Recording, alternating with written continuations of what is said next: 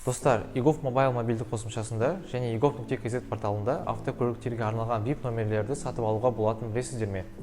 eGov Mobile'да автокөлікке VIP номерге тапсырыс беру қызметін алу үшін eGov Mobile қосымшасында авторизациядан өтіңіз. Қызметтер, жүргізу және көлік бөліміне өтіңіз.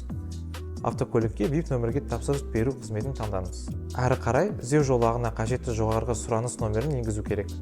Егер нөмір бос болмаса, пайдаланушы басқа нөмірді таңдай алады. Одан кейін облыс, халыққа қызмет көрсету орталығын және мемлекеттік тіркеу нөмірлік типін таңдаңыз. Төлем жасаңыз. Сондай-ақ бұрын төленген чегіңіз болса, чекті пайдалану мүмкіндігіңіз бар.